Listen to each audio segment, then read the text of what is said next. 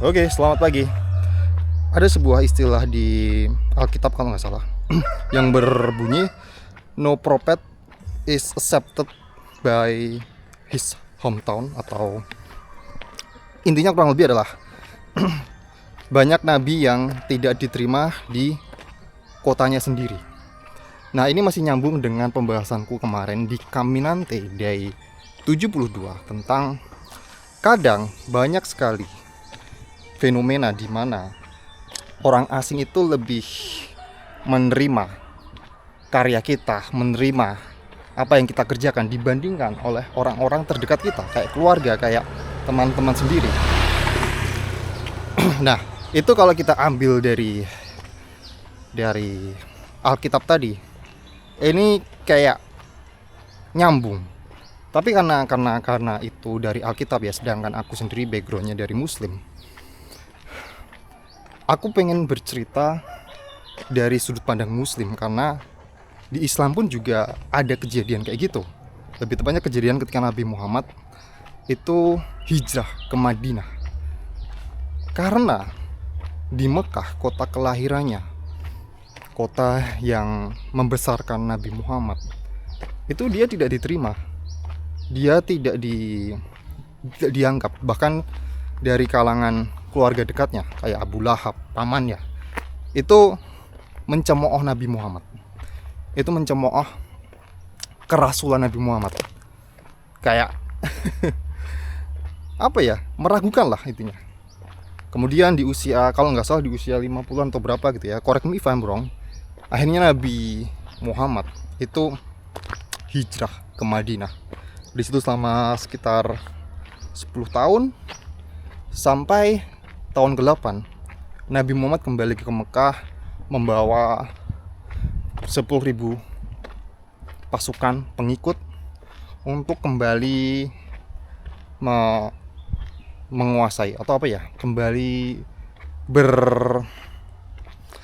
menyebarkan agama Islam. Dan akhirnya Mekah pun kembali bisa di bawah pengaruh Nabi Muhammad, dan bahkan saudara-saudara yang dulu kayak mencemooh, mereka pun masuk Islam. Ini adalah bukti kadang orang asing itu orang yang nggak kenal kita itu bisa menerima kita. Monggo. Mbak, bisa menerima kita, bisa.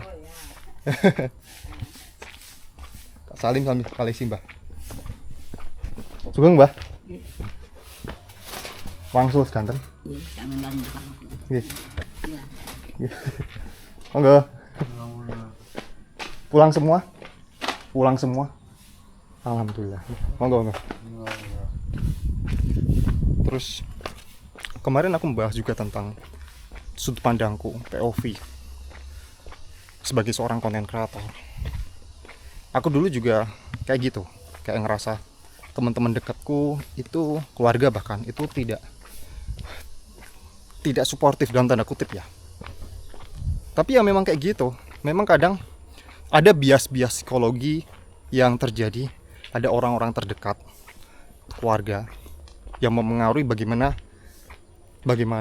mereka melihat diri kita yang sudah mungkin berubah, sudah mungkin sedang merintis sesuatu. Nah, ini menarik untuk aku bahas sambil jalan pagi kali ini. Kita jalan pagi di desa lagi yang baru, rute baru, sambil ngobrol-ngobrol soal nabi yang tidak diterima di kotanya sendiri. Contoh dari Nabi Muhammad tadi. Sebelumnya kita lakukan ritual Caminante terlebih dahulu ya. Ritual Caminante adalah ritual melihat jam. Dan sekarang pukul, bentar, jamku mana ya? Sekarang aku tidak lagi menggunakan waist bag yang orange kemarin. Aku menggunakan waist bag Torch. Barangkali produk Torch mau mensupport. Oke, jadi sekarang pukul pukul 8.06 23 Maret, kelihatan nggak? 8.06 23 Maret 2026. Welcome to Caminante. Jadi Caminante adalah sebuah proyek pribadiku untuk berjalan kaki selama 1000 hari ke depan. Dan ini adalah day ke-73. Day 73 atau H+2 lebaran. Ya. Mungkin kalau kamu lebaran hari Sabtu, ini adalah hari kedua setelah lebaran. Hari dimana mungkin udah mulai kumpul-kumpul ke saudara jauh. Tetangga-tetangga udah mendatangi keluarga, udah mendatangi tetangga, atau mungkin kalau misalnya orang tua kamu itu adalah orang tua yang dianggap sepuh, mungkin udah didatangi tetangga gitu ya. Nah, ini menarik juga, ini aku akan bahas juga soal tetangga. Konsep kayak kenapa orang sekitar kita itu lebih percaya orang asing dibandingkan orang dari diri kita sendiri. Khususnya untuk orang-orang yang sedang mengupayakan sesuatu, sedang membuat karya. Ini sekali lagi ya, poinnya bukan karena mungkin kalau POV ku itu POV konten kreator atau YouTuber ya, tapi nggak juga. Kayak misal kamu lagi bikin karya, bikin bisnis, bikin lagu, ngeband, kadang yang mengapresiasi kita itu orang lain, yang mengapresiasi diri kita itu orang-orang yang enggak kita kenal dalam kehidupan nyata. Bahkan kan banyak juga kan, kayak misal contoh lah, di samping rumahku ada seorang yang buka bisnis kayak rak minimarket. Ketika aku tanya konsumennya dari mana, bahkan kayak konsumen yang dia miliki itu kan rak minimarket ini kan gede ya. Rak minimarket kan produk yang gede dan ya bisnis to bisnis kan. Tapi lucunya bisnis to bisnisnya itu nggak konsumen bisnis ya, nggak ke bisnis yang lokal gitu ya.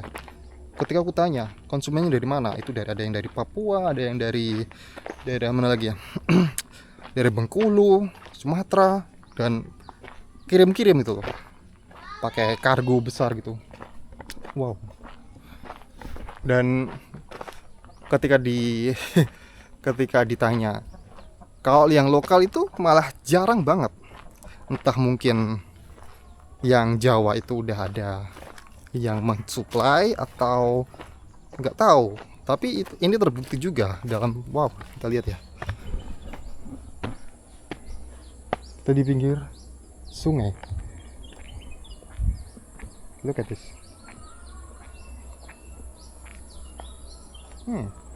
Suasana desa di perkampungan tempat kamu mudik mungkin sekarang.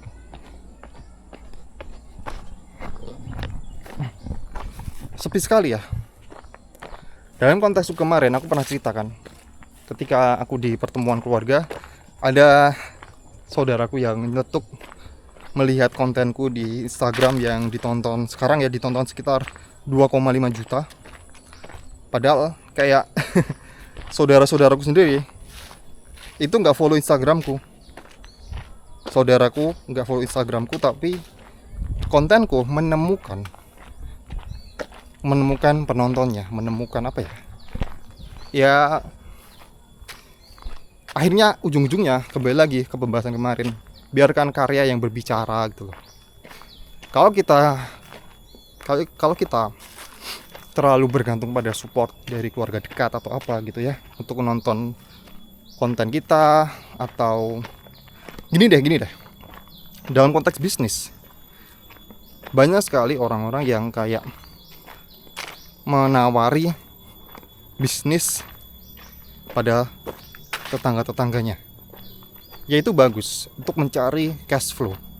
Tapi kebanyakan mereka nyaman pada tetangganya, tidak berfokus pada ekspansi ke luar konsumen gitu loh.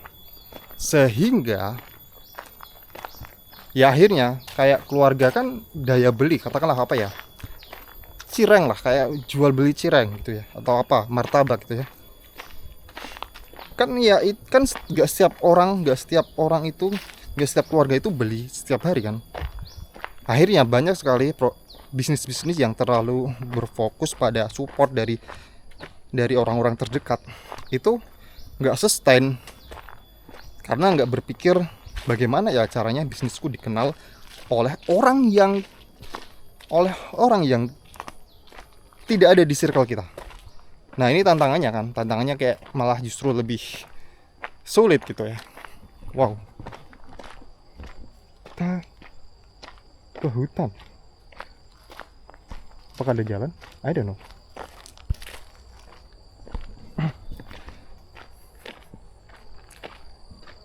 Bahkan tantangannya lebih sulit. Kayak contoh kontenku aja ya, yang entah Instagram, entah YouTube, entah apapun itu, mostly konten yang viral itu pasti 99% ditonton oleh non-follower. 1% ditonton follower, bahkan nilainya itu kayak 0, kontenku yang 2,5 juta itu 99% ditonton oleh non-follower. Ini membuktikan kan kalau kita terlalu berfokus pada support keluarga terdekat atau saudara terdekat, itu kita tidak berkembang kemana-mana. Bahkan kayak seberapa kuat sih support dari keluarga, ya kan? Seberapa kuat support dari keluarga? Bisa saja contohnya kayak Nabi tadi.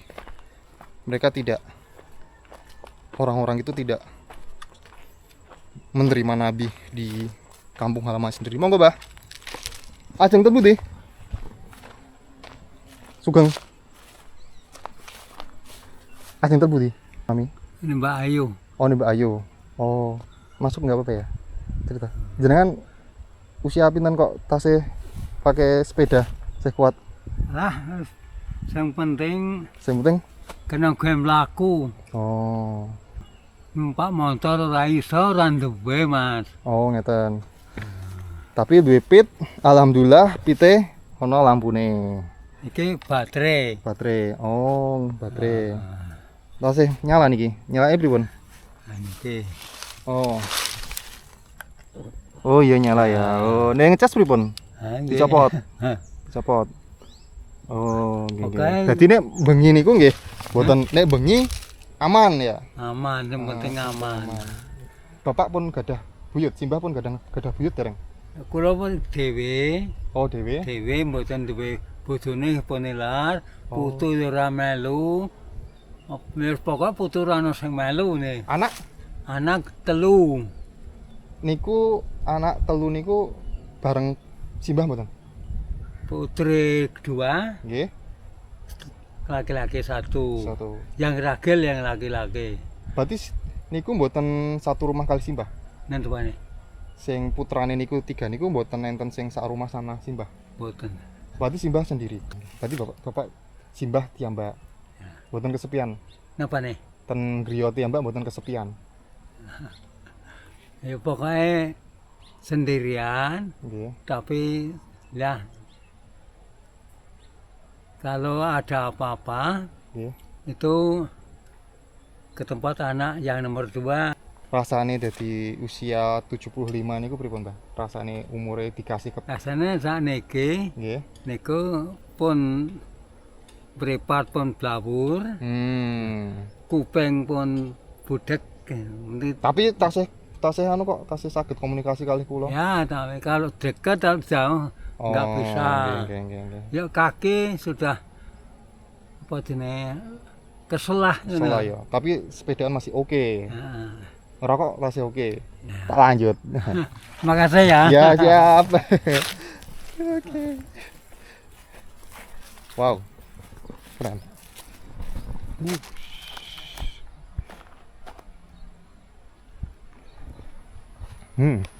Interesting.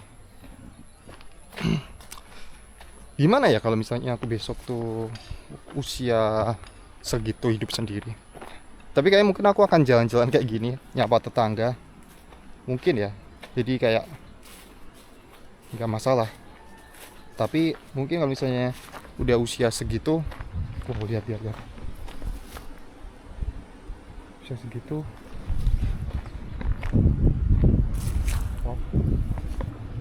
usia segitu tetap kesepian sih, apalagi kalau udah usia tua. Mau nggak Pak? Pokoknya berbanjir ya? Udah lama. Udah lama? Ya itu pas hujan gede itu. Oh iya iya iya. Terus sekarang sampai sekarang beberapa hari nggak hujan lagi. Ini kadang lewat. Kira kurus, Ini raka urus ya. kurang untuk ngangkatin. Kalau nggak pakai alat berat ya susah. Susah sih tapi, tapi ya marai ini sih, marai Mantep, mandek yuk antet ini. jebol kan. Oh alah. Nandur apa? Alah iki pas libur wae kita. Libur. Sampai nasi sini? Atau koyo merantau? Ya rene tapi merantau aku. Merantau nang Tangerang aku. Oh iki lebaran iki balik. Oh alah, Tangerangnya putih. Jatake, Jatake. Jatiwung. Oh, Tangerang. Berarti pulang ini hari Hari tanggal 18. tanggal Oh, 18. parah macetnya. Iya ya. Itu soalnya pengen Hamin berapa ya? Hamin 2 ya, Hamin 3 lah ya. Jenengan ono cita-cita neng perantauan kan berapa tahun? Ya mungkin nunggu sampai pensiun wae. Kerja apa di sana? Ya pabrik nang. Pabrik. Enak neng desa ya. Ya nang desa sih. Tapi yo penghasilannya penghasilan anu, menentu. tapi ono nek secara anu iso tandur-tandur ya. Ya Tapi penghasilannya ya kuwi sih. nah iso per bulane Per enggak. bulannya ra pasti ya. Berarti jenengan merantau saka umur piro? Aku umur 21. 21. Iya bener. 21. Saiki 50. Iya bener.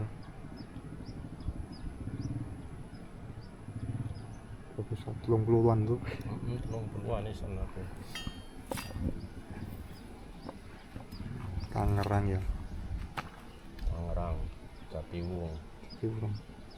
Ana ngriya to mriko. Oh, Aku ngontrak. Ngontrak, Aku ya. wis ora kepinginan soalnya bojoku nang omah sih.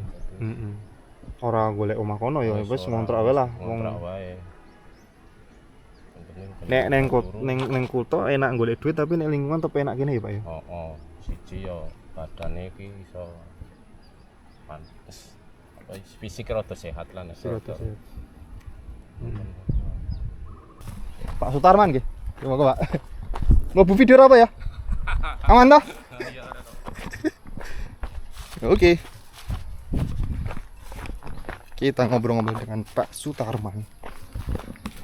Pak Sutarman di balik 600 Sutarman, ya kan? Tadi kita ngobrol soal apa ya? Nabi yang tidak diterima di kampung halamannya sendiri. Itu aku belum sampai ke masalah psikologinya. Tadi aku janji sama dirimu ya, masalah psikologinya. Tapi ya karena kita ngevlog, kita bertemu dengan banyak orang, ya beginilah. Nah, aku sekarang mau bahas psikologinya. Mungkin bagian Pak Sutarman ini akan aku potong ya. Nanti beberapa, karena takut kepanjangan kan. Ada bias psikologi di mana kalau kita hidup dalam sebuah komunitas, keluarga katakanlah seperti itu, mereka itu mereka itu melihat kita dari lahir, dari kita kecil, dari kita dewasa, dari remaja itu ngelihat diri kita. Dan ketika dirimu berkarya, dirimu membuat sebuah project, sebuah karya yang apalagi di awal-awal merintis, mereka ada semacam bias di mana Nanda, katakanlah Nanda ya. Nanda kan setauku dulu nggak kayak gitu, tapi ketika mulai katakanlah nge-vlog, katakanlah di YouTube, ada semacam perasaan tidak nyaman bagi diri mereka, apalagi kalau misalnya backgroundnya berbeda, sehingga kayak oh ini ya, sing dalam riyen ngene Pak Sutarman pundi? Mriku. Oh mriku. Niki. Oh sing niki nggih. Nggih. Oh niku nggih sederek. Tapi apa ya? Ya udah bapakku sih, tapi sis dulur ya. Terkenal ya gambar macan polisi iku. napa? Senes. Awak koyo ngene kok polisi. YouTube bener. Tapi awakku cocok jadi polisi, Pak. Cocok. Cocok kok. Cocok. Kayak Pak Ari. Cocok ya? Ya tak daftar ya. Cik, nem sampean apa? Ya lumayan lah. Piro kira-kira usianya? Nek wis babakan anakku ya. Putranya pinten? Loro. Nek wis Kali. babakan kabeh. Pun keluarga. Pun diputu berarti. Putune 3. Tapi saya ketok 6 ya. 6 piye 58. Oh, jenengan 10. 58 iki aku entas alangan wae aku rasa aku. Kayak napa? Kebrukan nganu kandrang. Oh, alah. Wis mangsasi. Monggo. Lanjut ya? Ya. Monggo. Nggih. Oke. Kita ngobrol-ngobrol lagi. Sopo? Sopo? Kowe. Oke. Oke, kita lanjut lagi. Wabah. Wow, obrolannya yang sangat panjang, 39 menit. Ya, serunya kayak gini. Kita ngobrol dengan orang asing. Terus ketemu ternyata saudara. Videonya bakal panjang tapi nggak masalah. Oh ya, tadi ya. Ada semacam bias psikologi di mana orang-orang, teman-teman, saudara-saudara dekat kita, teman dekat kita, keluarga itu melihat diri kita tuh dari kecil, dan ketika ada perubahan dalam diri kita, katakan kita bikin project, kita bikin bisnis, dan bisnis kita itu katakanlah grow, masih tahap grow kecil, tapi itu membuat mereka jadi tidak nyaman dalam konteks lalu. Bah. Oh, rumahnya bagus. Oh, bocong ini. Mereka tidak nyaman untuk melihat perubahan dalam diri kita. Itu yang pertama. Sehingga kadang gini loh. Seperti konsep yang nabi yang tidak diterima di kota sendiri, di hometown. Kadang omongan dari orang lain, omongan dari orang asing tentang diri kita, itu baru mereka percaya. Katakanlah gini lah, kemarin dah kayak kontenku lah, dapat boost dari algoritma 2,5 juta views, dari banyak sekali komentar, banyak sekali yang nge-likes, banyak sekali share. Barulah kayak orang-orang terdekat kita tuh ngeh gitu ya. Oh, Nanda selama ini konten gitu ya. Awalnya juga siapalah itu Nanda itu lah. Mungkin dikiranya kayak konten-konten iseng atau apa gitu ya. Dan poinnya adalah di sini, kalau kamu sedang mengupayakan sesuatu, sekelas Nabi aja, sekelas Nabi Muhammad, itu mereka juga ditolak oleh kaumnya sendiri. Katakanlah seperti Nabi Muhammad ya. Si Nabi Muhammad itu baru mendapatkan pengakuan dari kaumnya di Mekah setelah membawa 10.000 pasukan dari Madinah, yang which is itu sebagai sebuah bentuk validasi bahwa Nabi Muhammad diterima di tempat asing yang tidak tahu latar belakang Nabi Muhammad apa. Kebanyakan orang asing itu nggak akan mengalami bias. Mereka hanya melihat kualitas dari value apa yang kita miliki. Tidak terlepas dari dia itu dulu siapa atau gimana. Orang asing akan melihat value-nya.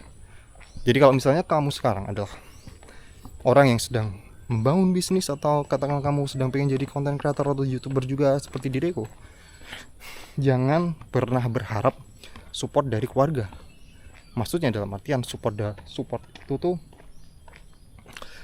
cukup, support kasih sayang dan cinta itu cukup, tapi jangan paksa mereka untuk menyukai apa yang kamu kerjakan, karena kembali lagi preferensi orang beda-beda. Karena contoh lain ya, mungkin kamu jualan makanan juga, kamu berharap nasi goreng lah katakanlah, kamu berharap keluarga kamu itu menyukai nasi gorengmu, saudaramu menyukai nasi gorengmu, tapi kita tahu selera orang kan beda-beda ya. selera orang beda-beda, dan kita nggak bisa maksain keluarga kita menyukai, bahkan even keluarga kita. Tapi kalau kita punya pikiran growth mindset, pikiran terbuka bahwa aku lebih baik fokus mencari orang yang satu selera dengan apa yang ku masak, sehingga kalau kayak gitu kita bisa fokus melayani orang yang tepat. Dan kayak orang asing itu nggak melihat diri kita, nggak melihat latar belakang kita. Mereka taunya nasi goreng kita enak, sesuai selera dirinya, dia akan loyal, dia akan menyukai nasi goreng kita. Itulah kuncinya, itulah yang harus difokuskan. Selain karena faktor perbedaan preferensi, meskipun kita hidup satu atap, ada bahaya yang cukup besar mengancam kalau kita terlalu menggantungkan support dari keluarga, yaitu adalah ekspektasi kita akan sangat tinggi terhadap support dari mereka, sehingga itu yang biasanya menghancurkan growth dari seseorang. Menghancurkan, padahal sebenarnya growth-nya itu mulai terbentuk, tapi karena merasa tidak didukung oleh saudara teman dekatnya, akhirnya ya mereka menyerah. Padahal ya kalau kita lihat contoh lah kayak growth dari follower, growth dari views Instagram kemarin, yang viewsnya itu 99% dari non follower, itu cukup menggambarkan lah ya. Oke, kayaknya udah jauh banget kita jalan pagi kali ini. Kita udah ketemu orang-orang. Kayaknya mentok juga ya ini. Kita bertemu lagi di Caminante Day 74. Dan tetap semangat, tetap jalan pagi bersamaku. See you.